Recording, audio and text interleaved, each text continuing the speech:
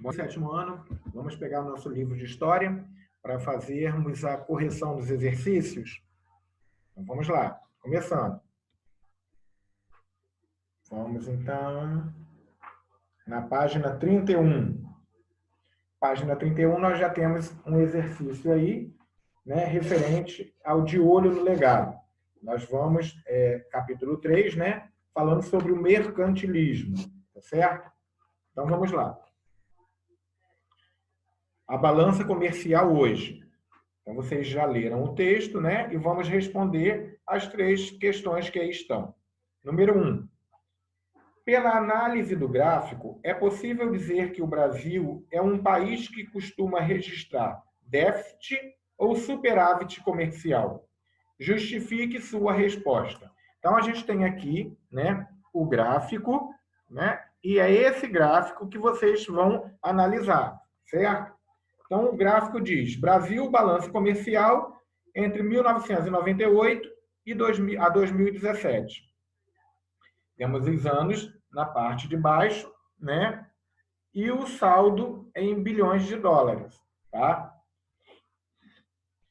Então, de acordo aí com o gráfico, a gente pode dizer que o gráfico ele demonstra que o Brasil costuma registrar superávit comercial, pois somente em 4 dos 21 anos coberto pela série, né, que foi apresentada no gráfico aí,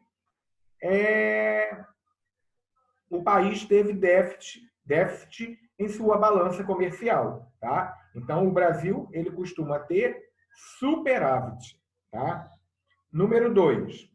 De acordo com a reportagem e com o gráfico, o resultado da balança comercial brasileiro em 2017 foi positivo ou negativo? Justifique sua resposta.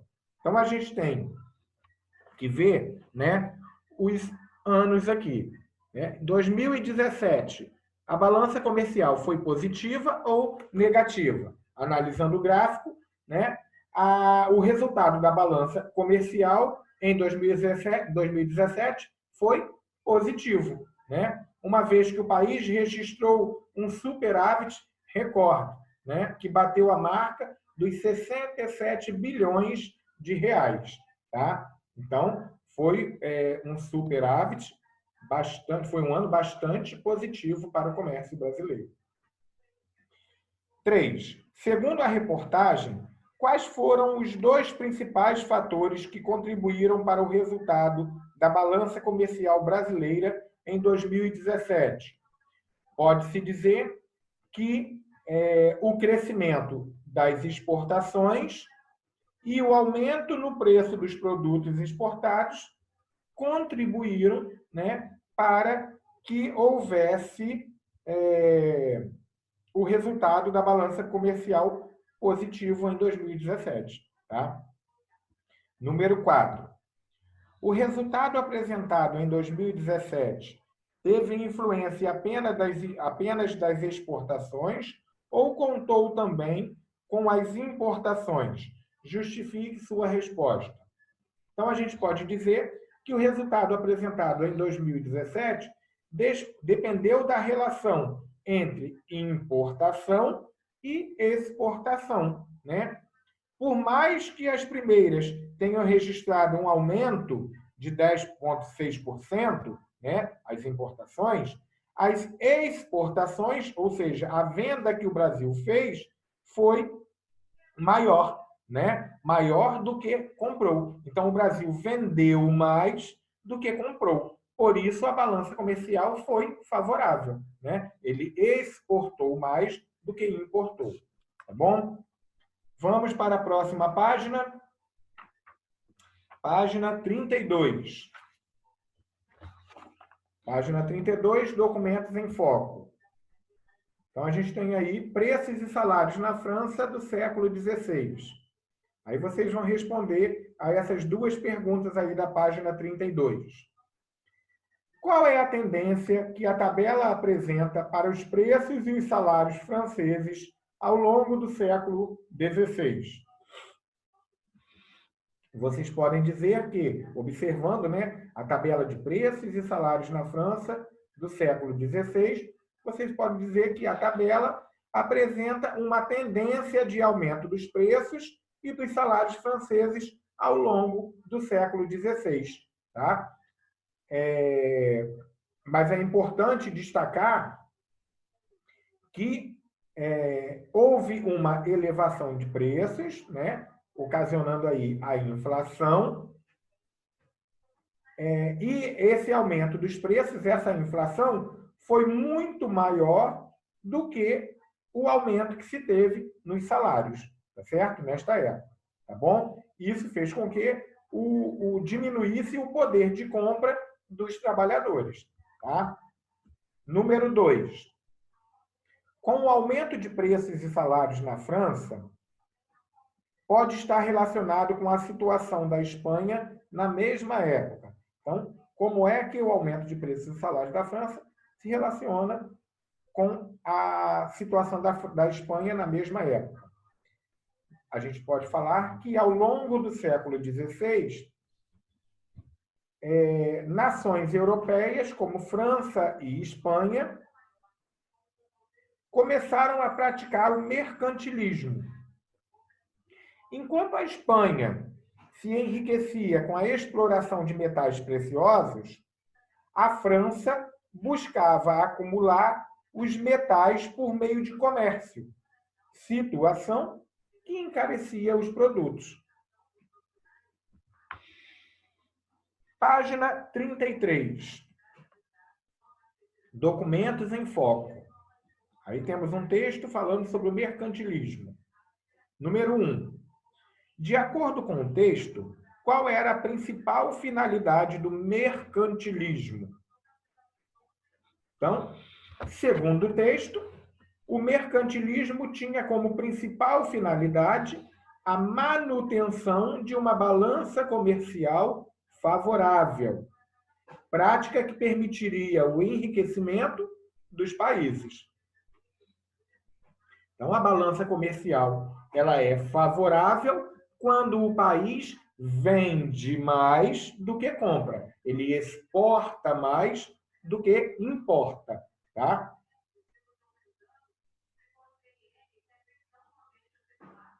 Falei certo, ele vende mais do que compra. Isso torna a balança comercial favorável. Tá?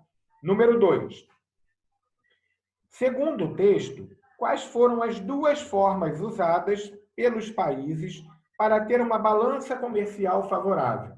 Então, a gente pode dizer que, de acordo com o texto, as duas formas usadas pelos países para obter uma balança comercial favorável eram o protecionismo, ou seja, criação de tarifas para dificultar a entrada de produtos estrangeiros no país, especialmente os produtos manufaturados, tá certo?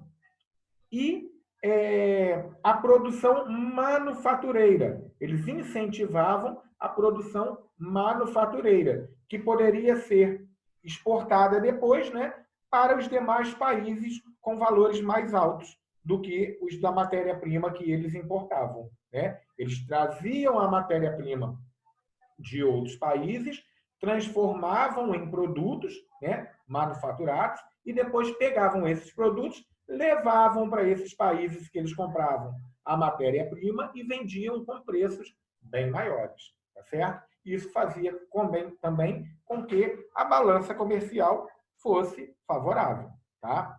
Eles não deixaram de importar, mas vendiam os produtos a preço bem mais caros do que importavam a matéria-prima. Página 34. Exercício lá do conviver. Então, moda espanhola no século XVI. Reúna-se com os colegas e juntos respondam às seguintes questões. Mentira. Vocês vão fazer sozinhos, né? Já até fizeram essas questões sozinhos aí. Isolamento social, não dá para reunir com os colegas, né? Podem até se reunir com os familiares aí de vocês, né? Quem está em casa de vocês para responder as questões. Mas com os colegas, nada disso, né? Nem pensar. Vamos lá. Então, a primeira questão. Vocês se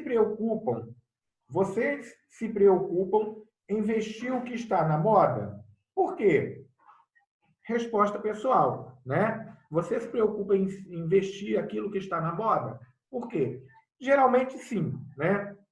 A gente gosta de vestir aquilo que está na moda, né? Porque a gente quer fazer parte de uma sociedade, então a gente não quer ficar à margem da sociedade, a gente não quer se sentir pior do que os colegas, então a gente procura se vestir na moda, né? Para ficar bonitinho, jeitosinho, né? Então, por aí a resposta, tá? 2.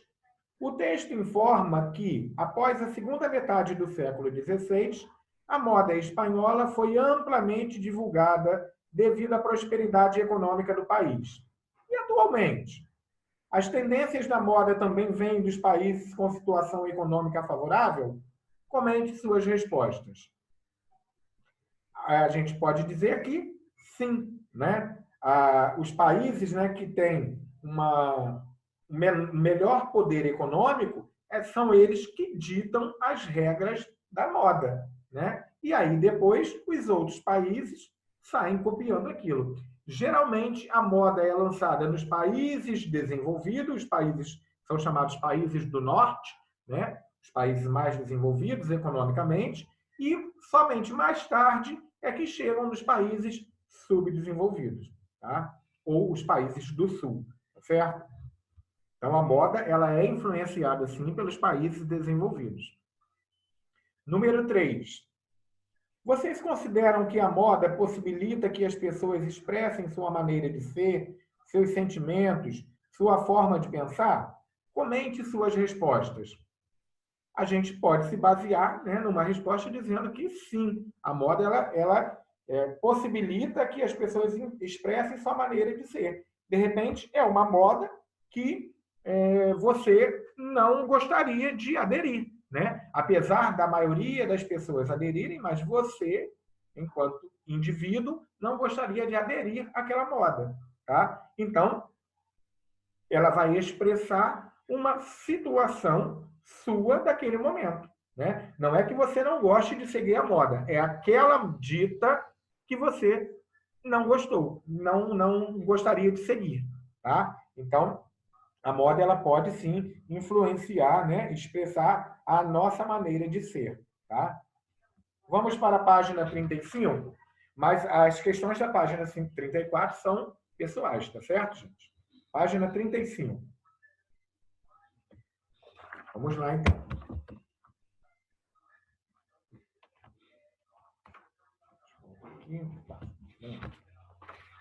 Localizei. Diversos países europeus da época do absolutismo aplicaram políticas econômicas com a finalidade de fortalecer os tesouros reais. Mais tarde, esse conjunto de práticas foi chamado pelos estudiosos de mercantilismo. Essas políticas ou práticas foram iguais em todos os países da Europa? O que vocês acham? Não, né? Pois cada país aplicou as medidas mercantilistas que mais se adequavam à sua economia. A Espanha, por exemplo, durante muito tempo foi adepta ao metalismo, tá? Então, nem todos os países seguiram a mesma prática do mercantilismo. 2. O sistema mercantilista reforçou o absolutismo.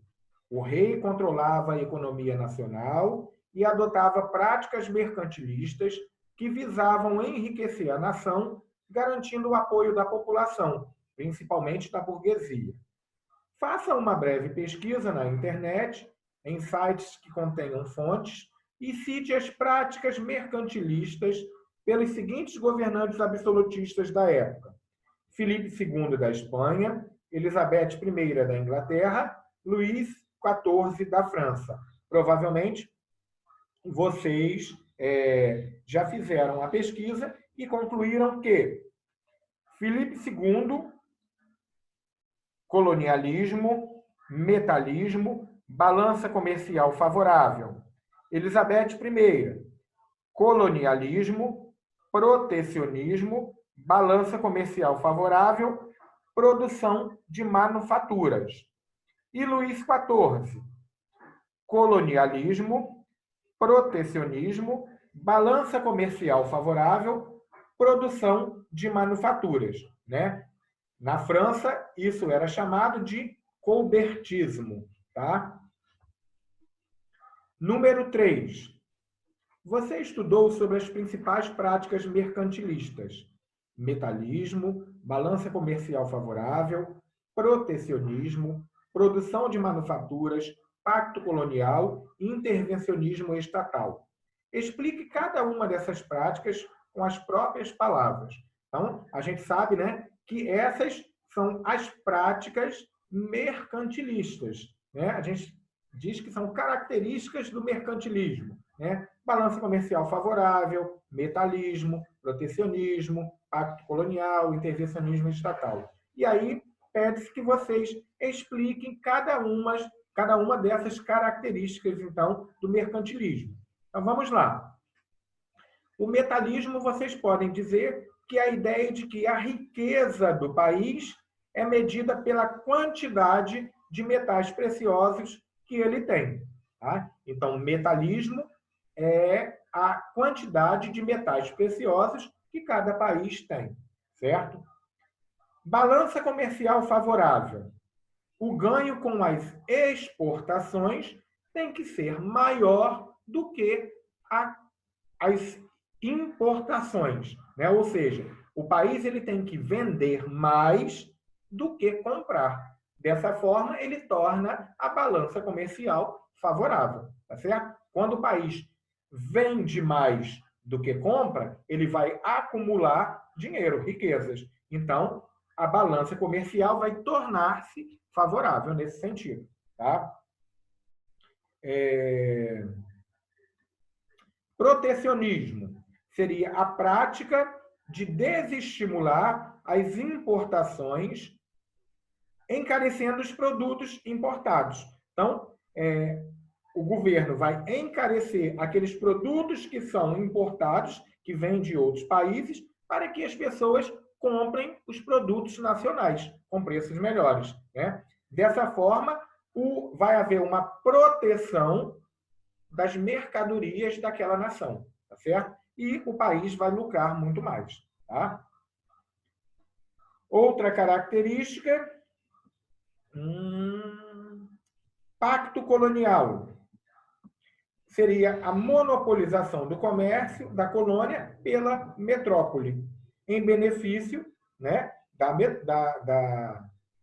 metrópole, tá certo? Intervencionismo estatal seria o controle da economia pelo Estado. Na época, né, o Estado era governado pelos monarcas absolutistas. Então, esses monarcas iriam controlar a economia de cada nação, de sua respectiva nação. Tá? Vamos à próxima pergunta. Por que a Espanha tinha condições de ser o país mais rico do mundo no início do século XVI? Porque a Espanha tinha colônias americanas com minas de metais preciosos, né? E era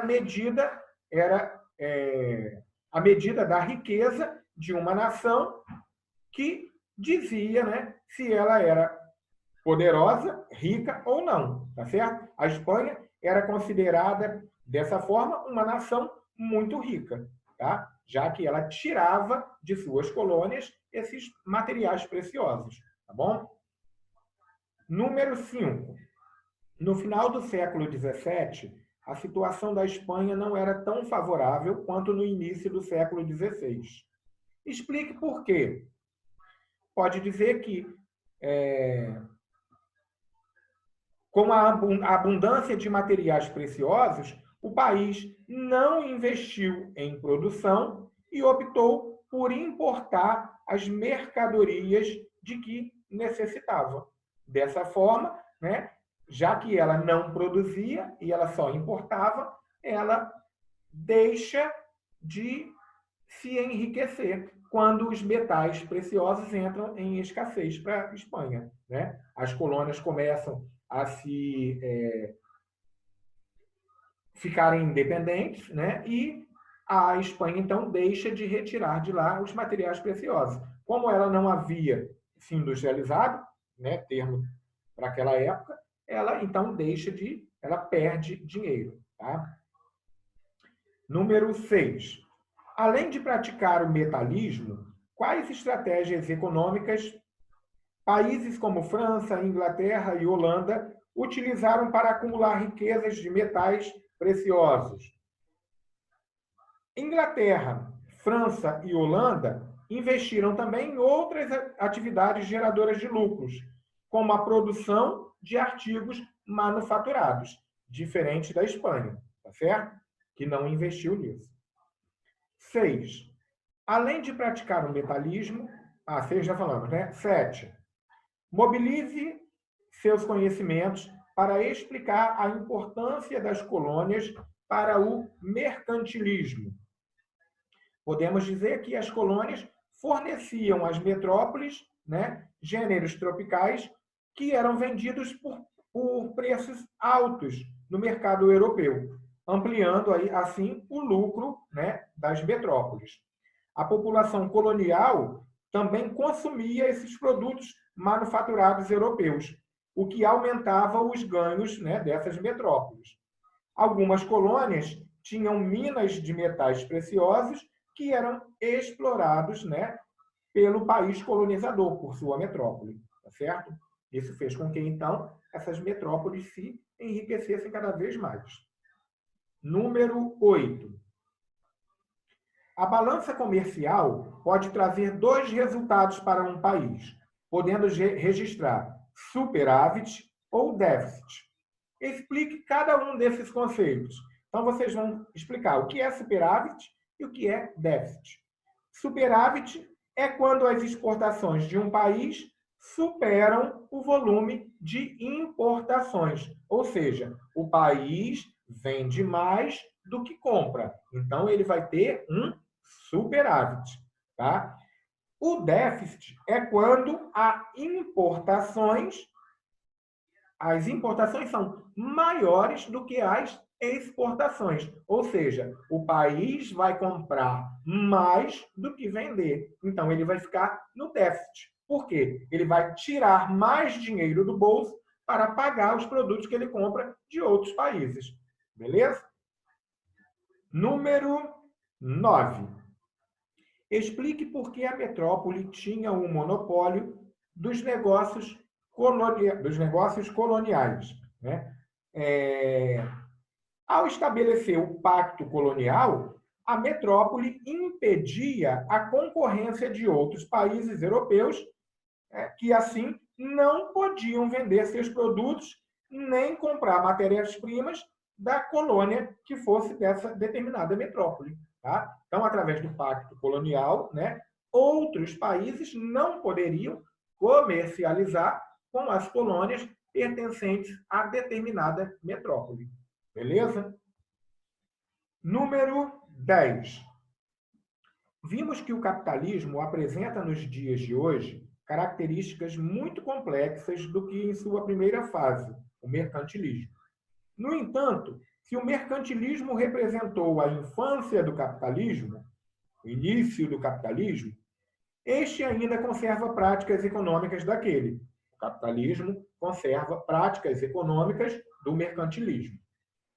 Considerando as alterações devidas à passagem do tempo, relacione quais características são essas, comentando-as. Então, vamos lá.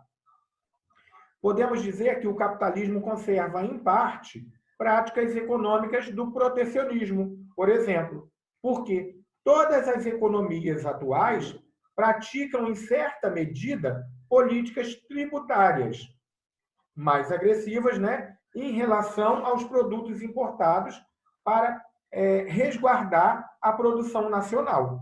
Né? Pratica também o controle da balança comercial, ou seja, os países eles têm que exportar mais do que importar. Né? Dessa forma, então, essas características de protecionismo e balança comercial, né, elas advêm lá do mercantilismo, tá certo? A primeira fase do capitalismo, ou como o autor chamou, capitalismo infantil. Tá? Número 11. Leia o seguinte texto.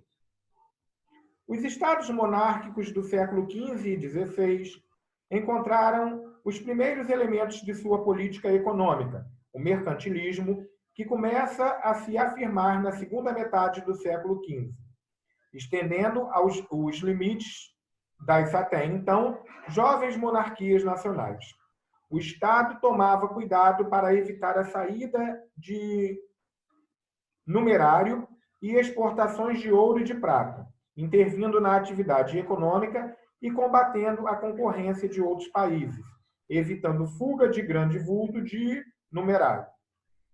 Respondendo aos interesses de alguns mercadores e beneficiando as necessidades financeiras do soberano, traçou-se uma linha entre o poder monárquico e a prosperidade nacional. Com base no texto, explique a relação que se estabeleceu entre as monarquias nacionais europeias e o mercantilismo entre os séculos XV e XVIII. Então, nós podemos dizer que as monarquias europeias colocavam em prática medidas mercantilistas para enriquecer seus respectivos países. Com isso, fortaleciam o poder real. Letra B. Por que as monarquias europeias da época preferiam que as respectivas nações produzissem artigos manufaturados em vez de matérias-primas? Podemos falar que a produção de artigos manufaturados liberava o país de importá-los, além da possibilidade de exportá-los. Isso contribuía para manter a balança comercial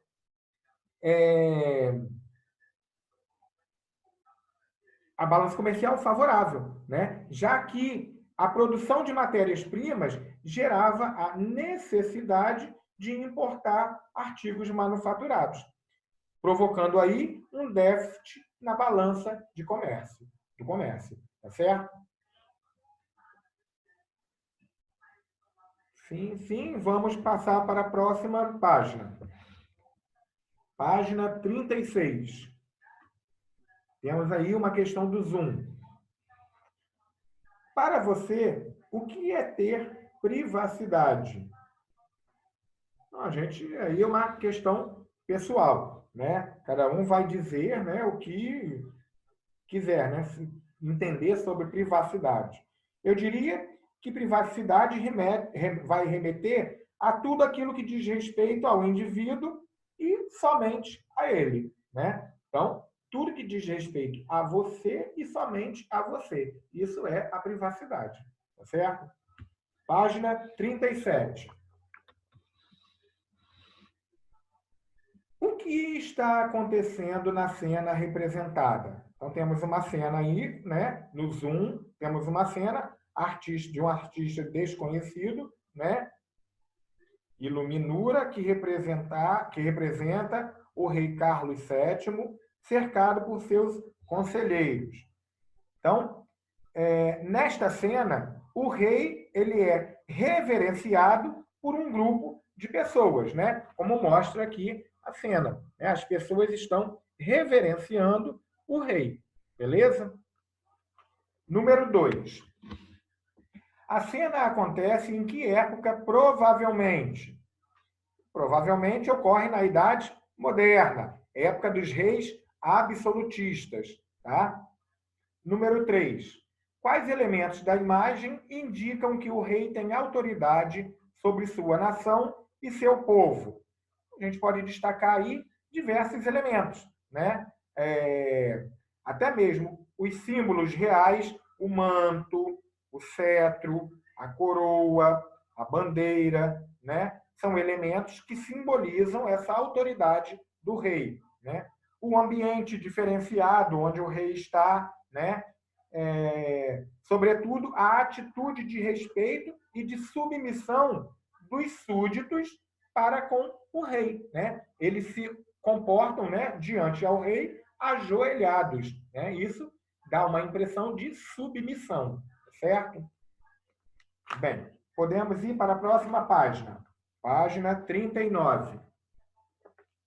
vocês vão ler, já leram, né, o texto, a autoridade inquestionável dos reis, né? Os reis eram absolutistas, por isso eles não eram questionados, né? Eles tinham o direito divino dos reis, que era aquele direito que eles diziam que eles eram rei porque Deus queria que eles fossem rei, né? Essa é a teoria do direito divino dos reis, tá certo? Bem, aí vocês vão responder as questões. Quais características de um rei absolutista estão presentes na descrição do conde de Cheverne sobre o Filipe II?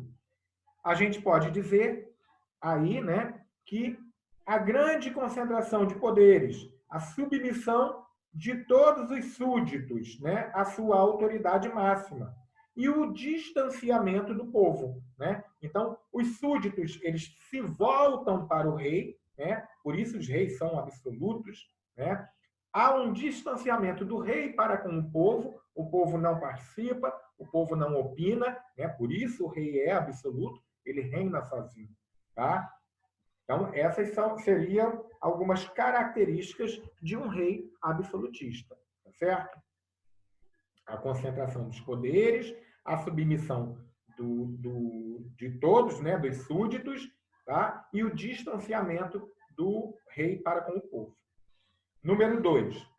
Por que o documento enviado ao parlamento francês mostra que Luís XIV era um monarca absolutista?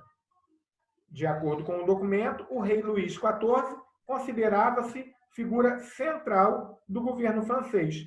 Afirmava que somente ele tinha autoridade para fazer as leis e cuidar da ordem pública.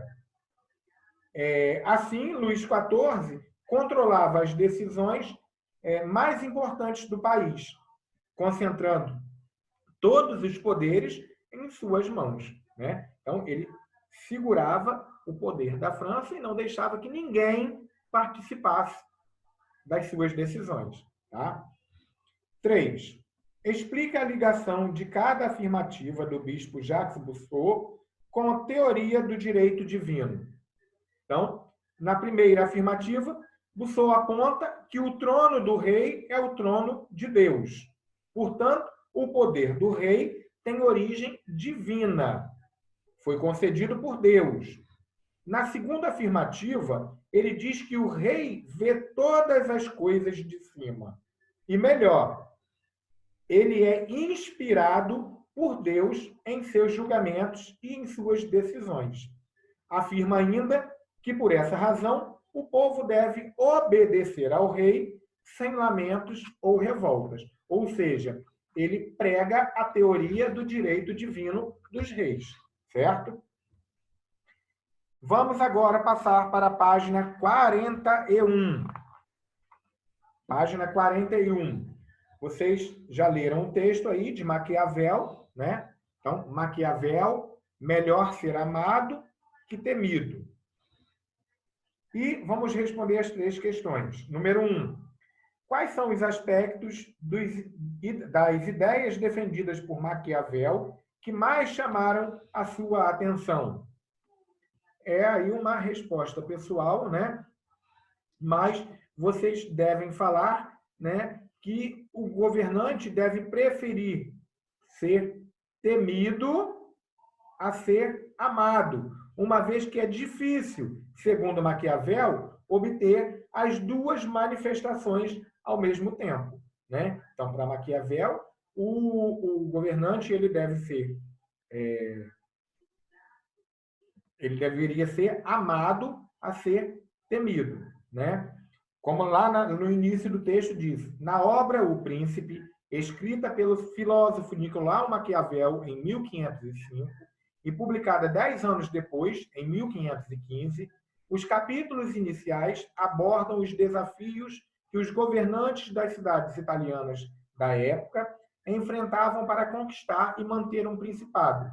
No último capítulo, Maquiavel dedica-se a orientar um príncipe da Península Itálica a livrar-se da dominação estrangeira, né?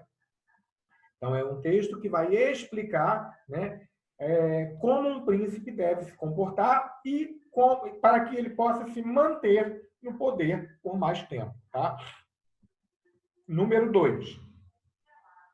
Qual teria sido a intenção de Maquiavel ao afirmar que um governante deve preferir ser temido a ser amado pelo seu povo? Para Maquiavel, o governante deve impor sua autoridade para que a sociedade funcione bem.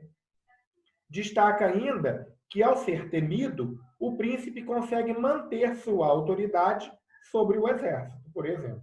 Tá? Número 3.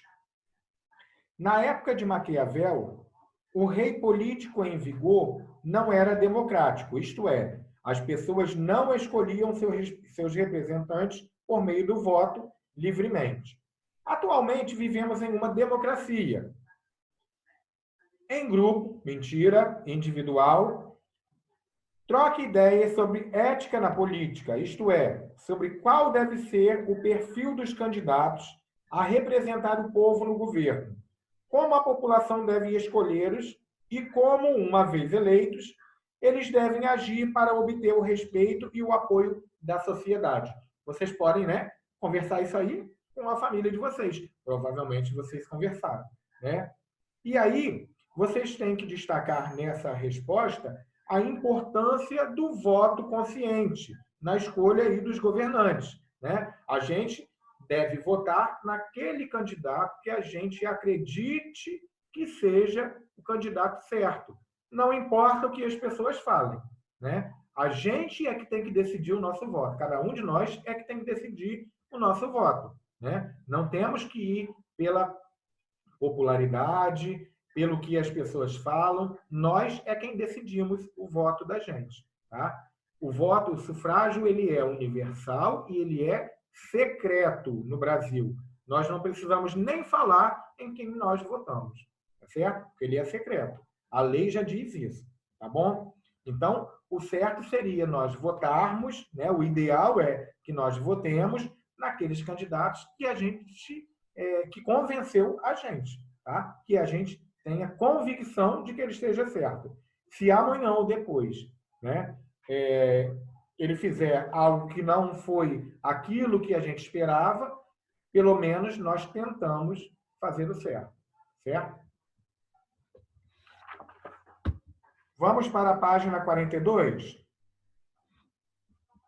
Na página 42, vamos aí responder a essas atividades. Então, vamos lá? Página 42. Primeira pergunta. Entre os séculos XI e XV, ocorreu o processo de centralização política nos reinos europeus, levando à formação dos estados modernos. Assim, o poder local dos senhores feudais foi substituído pelo poder nacional dos monarcas. Com base em sua aprendizagem sobre a formação dos estados modernos europeus, explique a frase destacada.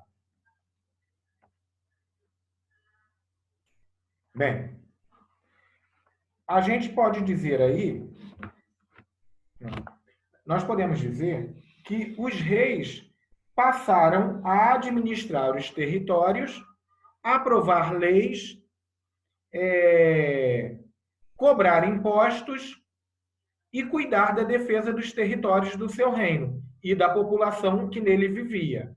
Assim, o poder dos senhores feudais sobre os feudos diminuiu e o poder real foi fortalecido, tornando-se de alcance nacional. Então, houve-se a formação dos estados nacionais, onde o rei passa a ter o poder absoluto.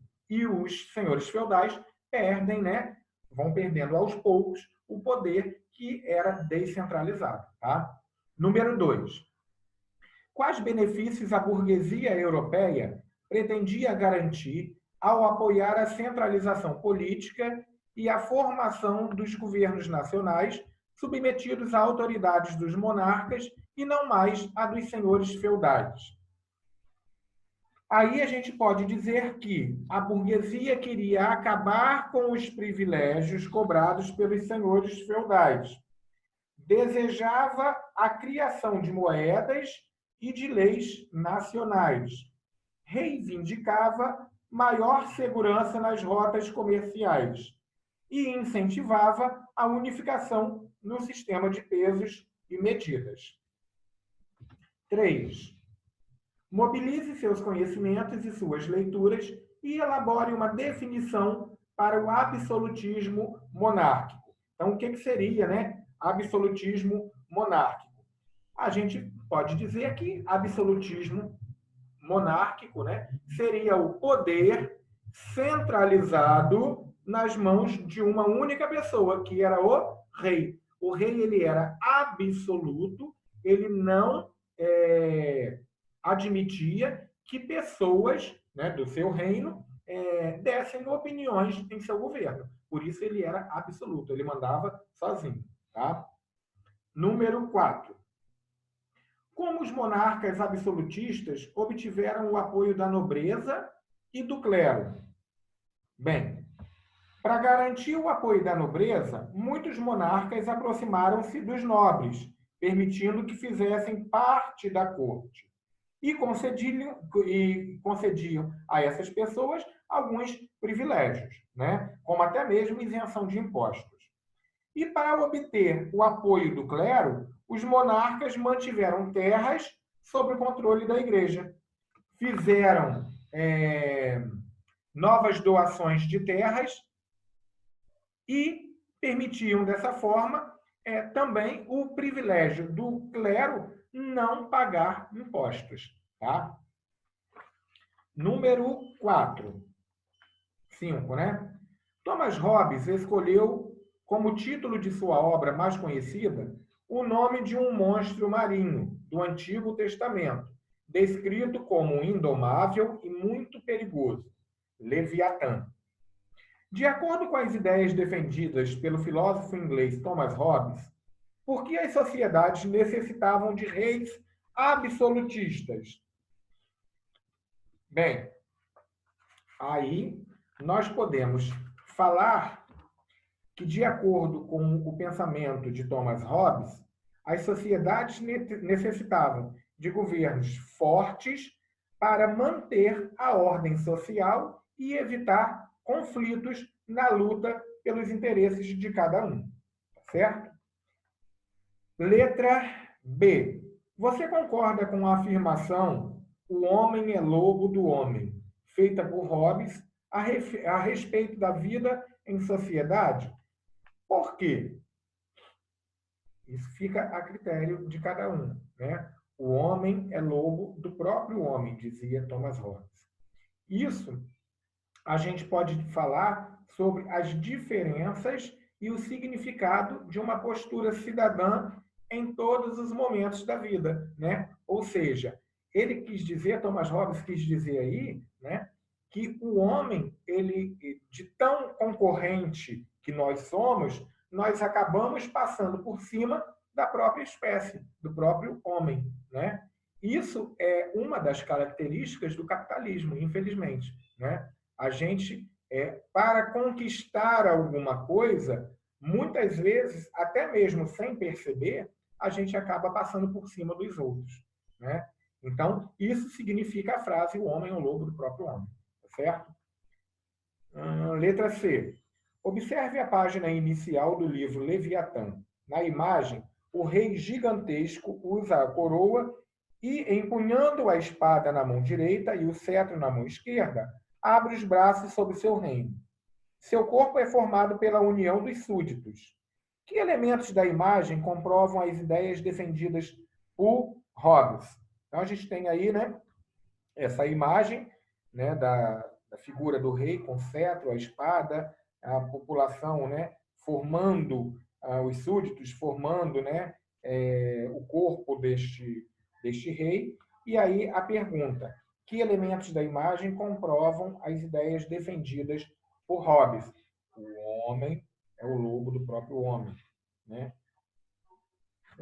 Podemos dizer, então, que o tamanho gigantesco do rei apresenta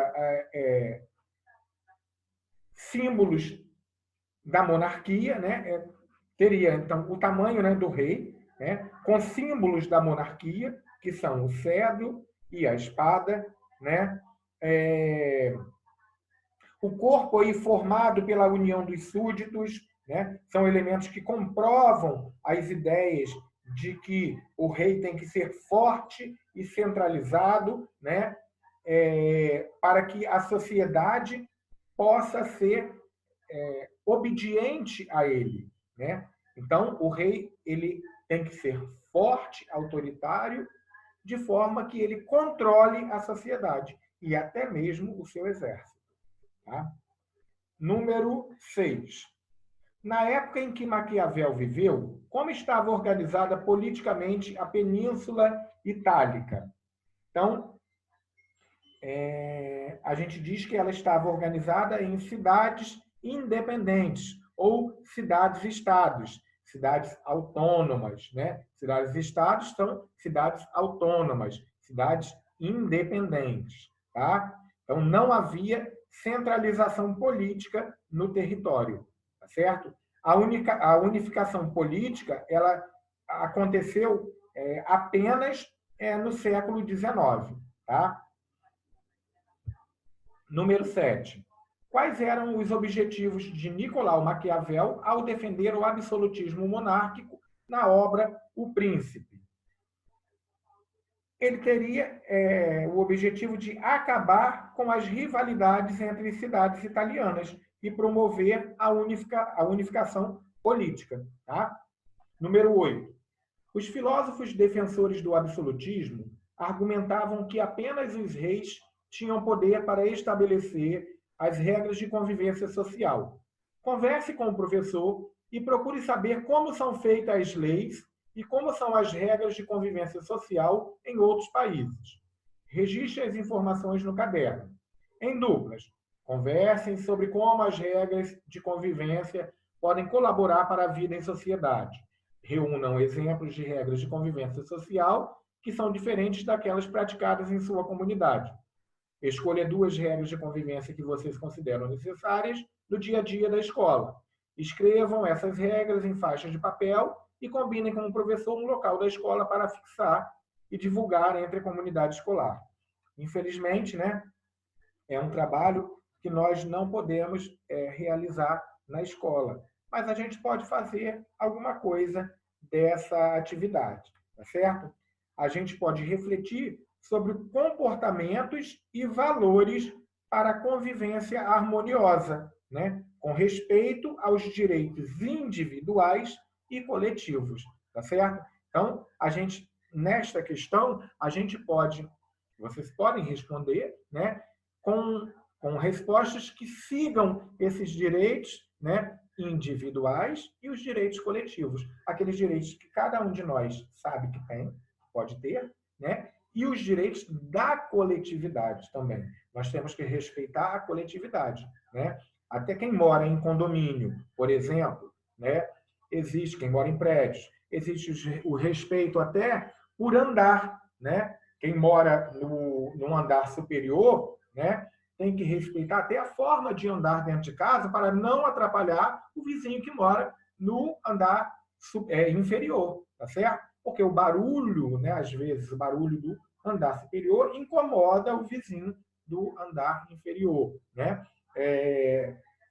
Quem mora em residências, né, normais, fora de condomínio, mas em bairros, respeitar os horários, né? Que a gente pode colocar uma música alta, que a gente pode falar alto dentro de casa, né? Então são respeitos coletivos, previstos também em lei, tá? Vamos para a próxima questão, número 9. O filósofo inglês Thomas Morris viveu entre 1480 e 1535. Em sua obra Utopia, descreveu a sociedade ideal usando como modelo uma ilha imaginária na qual não havia fome, injustiças sociais, guerras ou governos impopulares ou autoritários. Morris acreditava que os seres humanos eram bons e capazes de construir uma sociedade justa e harmoniosa, em que todos alcançariam a felicidade. De acordo com as informações apresentadas no texto e seus conhecimentos, responda às perguntas a seguir. Letra A. Thomas Morris defendia o absolutismo monárquico? Justifique sua resposta. Então, a gente pode dizer que não, né? Pois, de acordo com o texto aí, Utopia, o príncipe era definido como uma pessoa que contava com o apoio de uma sociedade, né? Eles eram eleitos anualmente para cada 30 famílias que viviam na utopia, em utopia, né? Entre 4 candidatos escolhidos pelo povo, né? Então, ele era, entre os 4, ele era o escolhido, certo? Além disso, o governante que se comportasse de forma autoritária perderia o poder de governar. Então, existia uma participação popular, tá? Nessa ilha, né, de Thomas More. Letra B.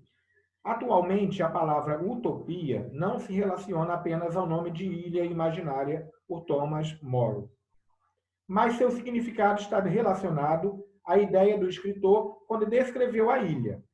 Qual é esse significado? Então, utopia hoje significa uma coisa que seria, infelizmente, né, impossível da gente conquistar, da gente conseguir, da gente alcançar, né? Uma utopia. Seria impossível de se conseguir chegar lá, tá certo? Letra C.